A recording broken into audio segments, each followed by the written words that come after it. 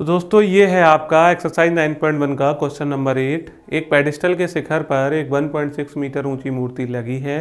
भूमि के एक बिंदु से मूर्ति के शिखर का उन्नयन कोण 60 डिग्री है और उसी बिंदु से पेडिस्टल के शिखर का उन्नयन कोण 45 डिग्री है। पेडिस्टल की ऊंचाई ज्ञात कीजिए। ठीक है, तो देखो इस तरह के जितने भी क्वेश्चंस हैं आप उनमें डायग्राम पर काम जरूर करें। ठीक है, डायग्राम बनाना सीखें, उनकी प्रैक्टिस करें। और उसके बाद दूसरी चीज़ जो आपको इसमें करना है वो आपको साइन कॉस टेन तीनों की वैल्यूज़ आपको याद रखनी है, और खासकर एंगल 30, 45 और 60 वाली वैल्यूज़। ठीक है, अगर आप इतना कर पाते हैं तो इस तरह के क्वेश्चंस में आपको कोई प्रॉब्लम नहीं आने वाली। ठीक है, तो अगर हम बात करें डायग्राम पे चलते हैं। सबसे पहले क्या बोला उन्होंने, एक पेडिस्टल। पेडिस्टल आपका क्या होता है, आपने कई जगह देखा होगा, जो मूर्ति होती है वो किसी हाइट पे रखी जाती है। ठीक है, तो पेडिस्टल क्या होता है, नीचे का जो चबूतरा टाइप समझ लो, उस पे क्या करी जाती है, एक मूर्ति लगाई जाती है, वही आपका क्या कहलाता है, पेडिस्टल कहलाता है। अगर मैं पेडिस्टल की बात करूं, मान लीजिए एक पेडिस्टल के शिखर पर एक पेडिस्टल आपका, ये आपकी यहाँ पे यहाँ से यहाँ तक, मैं इसे क्या मान लेता हूँ, ये क्या है आपका पेडिस्टल है, पेडस्टल। ठीक है, और पेडिस्टल के शिखर पर, शिखर इसका कौन सा होगा, ये वही इसका पाद बिंदु हो गया, ये आपका क्या हो गया, शिखर। पेडिस्टल के शिखर पर एक 1.6 मीटर ऊंची मूर्ति लगी है।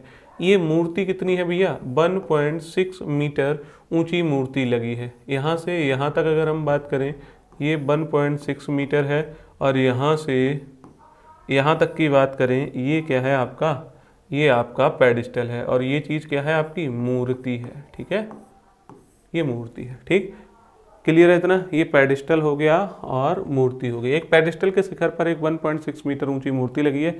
भूमि के एक बिंदु से, मान लीजिए एक लाइन हम यहाँ से खींचते हैं, और ये किसको शो कर रहा है, भूमि को, और भूमि के किसी एक बिंदु से हम मान लेते हैं, भूमि के एक बिंदु से मूर्ति के शिखर का उन्नयन कोण, ये आपकी क्या है, मूर्ति है, और मूर्ति के जो शिखर है, शिखर का उन्नयन कोण, मतलब हम क्या करेंगे, नीचे से देख रहे होंगे उसको, नीचे से देख रहे होंगे तो ये आपकी दृष्टि रेखा, ये क्षैतिज रेखा, नीचे से ऊपर की ओर अगर आप देखते हैं तो दृष्टि रेखा और क्षैतिज रेखा के बीच में जो कोण बनता है वो आपका क्या बनता है, उन्नयन कोण। ठीक है, तो ये कितना है आपका, 60 डिग्री है। कितना है, 60 डिग्री है। इतनी बात आई समझ में।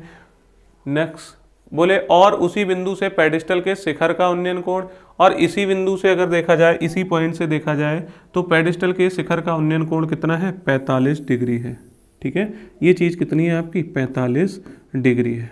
ठीक है, ये आपका बन गया डायग्राम। ठीक है, एक बार फिर से हम इस क्वेश्चन को पढ़ लेते हैं, समझते हैं क्या क्या कहा था, क्या हमने डायग्राम सही बनाया है। एक पेडिस्टल के शिखर पर एक 1.6 मीटर ऊंची मूर्ति लगी है। तो सबसे पहले हमने इतना काम किया, एक पेडिस्टल बनाया। मान लीजिए हमने पेडिस्टल को ए मान लिया, ए बी पेडिस्टल हो गया हमारा। ठीक है, पेडिस्टल के शिखर पर एक 1.6 मीटर ऊंची मूर्ति लगी है। यहाँ पे इसके शिखर पर एक मूर्ति लगी है, मूर्ति को हमने कह दिया बी सी। ठीक है, भूमि के एक बिंदु से, भूमि के एक बिंदु, जिस पॉइंट को हमने मान लो कह दिया डी, भूमि के एक बिंदु से मूर्ति के शिखर का उन्नयन कोण, मूर्ति के शिखर का उन्नयन कोण वो कौन सा है, सी, शिखर क्या हो गया, सी।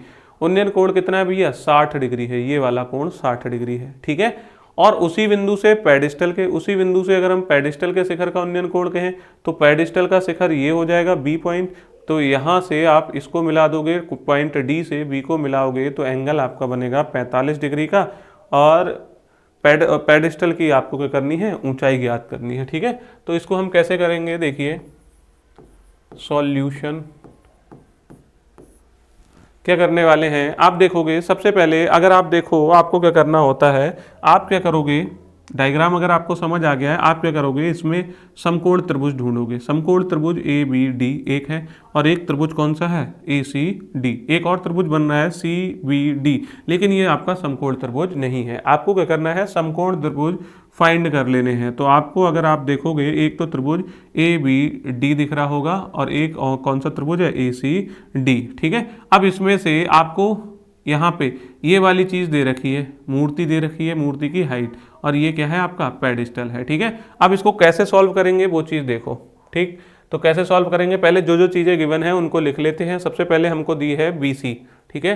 तो हमने कहा पेडिस्टल की ऊंचाई, यहाँ पे इन्होंने कहा था कि भाई पेडिस्टल की ऊंचाई निकाल के बताओ। तो सबसे पहले हम कह देते हैं कि भाई पेडिस्टल की ऊंचाई पूछी है, तो वो हमारे चित्र में है क्या चीज़, हमारे डायग्राम में पेडिस्टल की ऊंचाई किसको बोला गया है जी, AB को बोला गया है। पेडिस्टल की ऊंचाई क्या हो जाएगी आपकी, AB हो जाएगी। AB आपको निकालना है पेडिस्टल की ऊंचाई, ठीक है।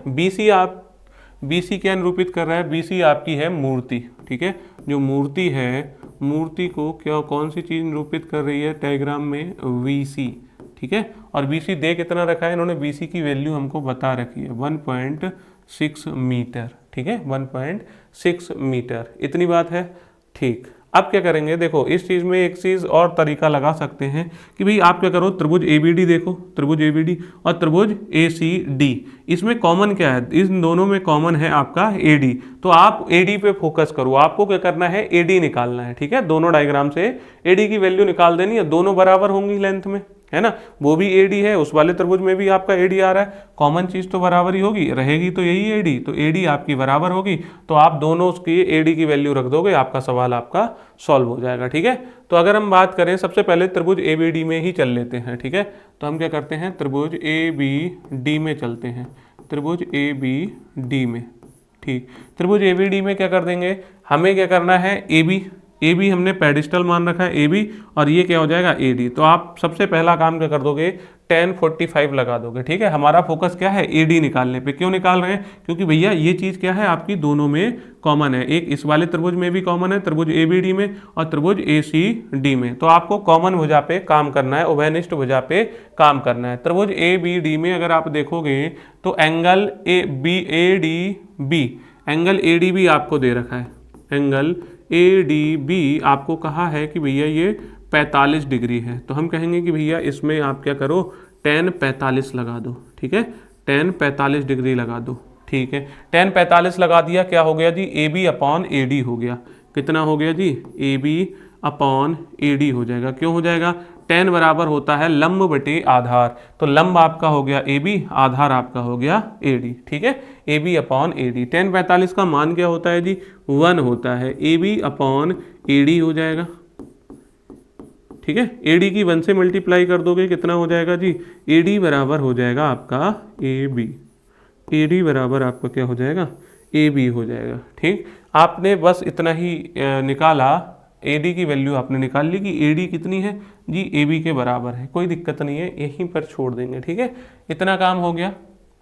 नेक्स्ट अगर चलेंगे, दूसरा जो हमारा समकोण त्रिभुज है, त्रिभुज है ADC, समकोण त्रिभुज कौन सा है, ADC, बड़ा वाला त्रिभुज, ठीक है, ADC, ठीक। तो अब हम क्या लिखने वाले हैं, यहाँ पे लिखेंगे, अब चलो भाई त्रिभुज ADC में चलते हैं, ठीक है। त्रिभुज ADC में क्या क्या दिया है, तो बोले आपको एक एंगल मिलेगा, एंगल CDA। अगर आप गौर से देखो, आपको एक एंगल दिख रहा होगा, एंगल CDA, जो कितने डिग्री का है, 60 डिग्री का है। उसमें भी आपका क्या लग जाएगा, tan लग जाएगा। क्यों लग जाएगा जी, ये लंब है और ये क्या है, आधार, और हमें क्या करना है, आधार निकालना है। लंब हमको दे रखा है, कर्ण से तो कोई मतलब ही नहीं है, तो लंब हमको दे रखा है, आधार निकालना है। क्लियर है इतना। तो आप क्या करोगे भैया, tan 60 लगा दोगे, कितना कर दोगे, tan 60 लगा दोगे। tan 60 बराबर क्या हो जाएगा, लंब बटे आधार हो जाएगा, AC अपॉन AD हो जाएगा, AC अपॉन AD हो जाएगा, AC अपॉन AD हो जाएगा, ठीक। ये वाली चीज़ आपकी हो जाएगी। tan 60 की वैल्यू कितनी हो जाएगी जी, tan 60 की वैल्यू हो जाएगी वो √3 हो जाएगी। tan 60 की वैल्यू कितनी हो जाएगी, √3 हो जाएगी। AC आपका कितना हो जाएगा, अगर आप AC की बात कर रहे हो तो AB प्लस BC, हम AB प्लस BC लिख सकते हैं, नहीं, AC को बिल्कुल आप ये वाली बात लिख सकते हो कि AB और BC को अगर आप जोड़ दोगे तो वही तो आपकी AC है, ठीक है। और नीचे क्या हो जाएगा, AD था तो AD ही रहने दो, ठीक। तो ये AD इधर जाके क्या करेगा, मल्टीप्लाई कर लेगा, √3 कितना हो जाएगा जी, AD बराबर AB प्लस BC। इतनी बात आई समझ में, ठीक। अब हमें क्या करना था, हमको भाई BC की वैल्यू जो दे रखी है वो रख देते हैं। तो BC आपको कितना दे रखा है, 1.6, और AB आपको निकालना है। तो हमें अब फोकस करना है भैया √3 AD, बराबर ए बी क्या है, ए बी आपका पेडिस्टल है, यही आपको निकालना है, प्लस बी सी की जगह पे आप कितना लिख दोगे 1.6 लिख दोगे। ठीक है, बी सी आपका कितना हो जाएगा 1.6। अब अगर आप देखोगे ए डी बराबर ए बी, इसको अगर आप समीकरण नंबर 1 बोल देते हो तो आप कहोगे समीकरण 1 से, या तो आप क्या कर लो ए डी की वैल्यू निकाल लो, इसके नीचे ले जाके रख दो, ठीक है, और दोनों की वैल्यूज को बराबर रख दो, या फिर आप यहीं पे ए डी की जगह पे ए बी की वैल्यू रख सकते हो। ठीक है, समीकरण 1 से ए डी बराबर ए बी रखने पर, ठीक है, ए डी बराबर ए बी रखने पर इतना काम कर दिया। √3 ए डी की जगह पे हम क्या रख देते हैं भैया, ए बी रख देते हैं। क्यों? क्योंकि आपने समीकरण नंबर 1 में ए डी को ए बी के बराबर प्रूफ किया था। ठीक है, तो आप क्या कर दोगे ए बी प्लस 1.6। ठीक है, तो ए बी की वैल्यू आपको निकालनी है, इस वाले ए बी, ये इधर प्लस का है, इधर आके क्या हो जाएगा माइनस का। ठीक है, तो √3 a b minus a b बराबर कितना हो जाएगा 1.6 हो जाएगा। ए बी आपका कॉमन आ जाएगा, ए बी अगर आप कॉमन लोगे तो ए बी के साथ यहाँ कौन गुणा करा रहा है √3, माइनस ए बी के साथ कौन गुणा करा रहा है 1 क्या है भगवान जी है भाई, जिसका कोई नहीं होता उसका एक होता है, और एक कौन है भगवान। ठीक है, 1.6।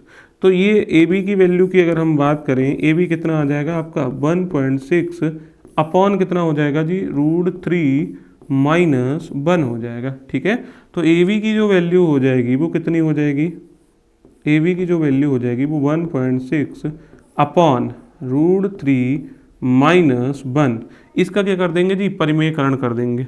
ठीक, क्या कर देते हैं इसका परिमेयकरण। परिमेयकरण कैसे करते हैं, ये जो चीज़ है √3 और 1, यहाँ पे माइनस का है, बस यहाँ पे प्लस का निशान लगा देते हैं। ठीक है, √3 प्लस 1 क्यों करते हैं, किस लिए करते हैं, ये चीज़ें हम किसी दिन अलग वीडियो में कर रहे होंगे, फिलहाल आपको ये काम कर लेना है। ठीक है, तो 1.6 ब्रैकेट में √3 प्लस 1, और ये a minus b, a plus b है तो a square minus b square, मतलब √3 का स्क्वायर हो जाएगा माइनस 1 का स्क्वायर हो जाएगा। ठीक है, तो अगर आप देखोगे जी ये कितना हो जाएगा 1.6 √3 प्लस 1 अपॉन 3, √3 का स्क्वायर 3 में से एक 3 में से 1 जाएगा, कितना बच जाएगा 2 बच जाएगा। ठीक है, तो अब आप क्या करोगे यहाँ पे 1.6 ब्रैकेट में √3 प्लस 1 अपॉन 3 में से 1 जाएगा 2, इस 2 से हम इसको कट कर सकते हैं, कितना आ जाएगा जी 0.8 आ जाएगा। कितना आ जाएगा 0.8 √3 प्लस 1, और ये आपका इतने मीटर हो जाएगी। ये चीज़ क्या है, हमने निकाली थी पेडिस्टल की ऊंचाई। ठीक है, तो पेडिस्टल की ऊंचाई कितनी आ जाएगी 0.8 ब्रैकेट √3 प्लस 1 मीटर। क्लियर है इतना? ठीक है, उम्मीद है ये वाला क्वेश्चन भी आपको समझ आ गया होगा। ठीक है, तो अब हम चलते हैं अपने नेक्स्ट क्वेश्चन की तरफ, क्वेश्चन नंबर 9। ठीक है।